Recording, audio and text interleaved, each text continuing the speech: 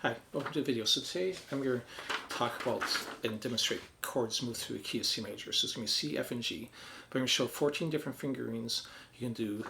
Basically, they will all be done out in chord boxes. I include fingerings, which is the root, third, or fifth, or what intervals there, and the names of the notes, along with the name of the chord. So that way you can do a couple things with that. If you want to, these will all be 4-note fingerings, but if you want to knock it down to a 3-note fingering, for example, all you have to do is take one of the duplicate notes off, because since the major chord only has 3 different notes, for example, C is just C, E, and G, the 4-note chord will have one of those notes repeated. So you can just remove that. For example, if I'm doing an F chord here, this is F, A, C, F. I could just play the F, A, C as a 3-note, or A, C, F as a 3-note, or all 4. So you can always simplify any sound and create more fingerings. I was going to do a video where I broke down 6-note, 5-note, 4-note, and 3-note major chords, but ended up with like 36 different fingerings, which I thought was just too much for the video at this point. I'll maybe put that out later once I've done some that show smaller numbers. So this will have 14 different fingerings on. So I'm going to start off on the F. This is just a piece of that bigger F shape. If you don't know those bigger bar chords, refer to my video up there, which I go give both tips on how to play the bar chords, but also show the fingerings. Some of these, since like this doesn't require the bar, might be an easier alternative if you are struggling with bar chords though. So it's perfectly fine to substitute these in. So this F shape. Now a little bit more difficult one is I'm going to switch my fingers here, and instead of having the root here, I'm going to put the third here, which will make it F/A. And basically A in the third. Now this might be too much of a stretch. Honestly, I don't like it in this position. It's quite a bit of a stretch. But if you move it up to like the C position, much more comfortable. So always realize that any of these chords can be played off any of the major chords in the key. If you want to play this fingering on the F, G, and C, that's perfectly fine. And every one of these chords you can do the same thing. So as I move through it, basically the next chord will be whichever fingering, that one or this one. I tabbed out this one, and then going to the C. So that was your F, G, and C. Now you don't have to move positions if I change where the root is. There's F right here, so if I do that same F, G, and C, I can switch my fingering to this, and that gives me F in this position without having to shift. And that's kind of the advantage.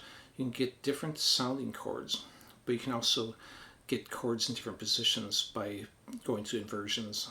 Like this would be a second inversion, because the fifth is in the bass. If the third is in the bass, it would be a first inversion. Now, you can always find, if you are adding the fifth, it's always directly above where the root is, unless you're going from the B string. Of course, that would throw it off. So here's my F, here's my G, and then I'm just going to go back to that first fingering for my C. I'm going to go back to the fingering I used back here for the C, and do my F, G, and then C. Now I'll move down to the 5th string. I'm going to take this middle section of that bigger shape, and here's another inversion, in this case a second inversion, with the 5th in the bass again, of my F, G, and then that kind of standard C shape. Now, there's different ways to play this, and I'll go into a couple of variations as we move forward. So then my next shape, I'm going to come in here, and this would be F, G, and then C. Now I'm going to do a variation on this chord. So since we've already played that back here, for the F, instead I'm going to go to this finger where I put the third in the bass, and then I'm going to go ahead and duplicate the C note also. Now this one can be tough not to muffle that note, but if you do, don't worry too much, because that note's repeated here. So even if that 4th string doesn't ring cleanly, it still has all the notes you need on. And then we're going to move up to the G. Again, variation on this. This time I'm not going to put that in, but so it's a variation of the last one. And just do those 4 notes. And then I'm going to switch to my C right there. Now I'm going to go down to the high 4 strings, doing a standard F shape, G, and then I'm going to take the C based off this shape, using separate fingers so I can get this note cleanly without trying to do a bar, which is tough to get that note behind it. Then I'm going to go to what's a variation on this shape. I'm going to add the pinky in here to duplicate this note. What that does is gives a different sound than if I would just bar it across. So sometimes these variations are also a good way to get different melodies to come out. And the main notes you want to focus on are usually the lowest and highest notes. That's usually where you're going to hear the most in a chord. So that's my F. Then we go to kind of more standard fingering here for a G, and then just a C here. And go to this variation on this shape, or coming from a bigger like G shape. And that would be my F, G. Then we go back to that shape I did back here for my C. Okay, so again, any of these shapes, you can combine them together. Look for, if you have this bigger shape that has those three in it. So if you want to get bigger ones, just add more of the same notes. If it's F, A, and C, add any additional F, A, C you can find in the neck.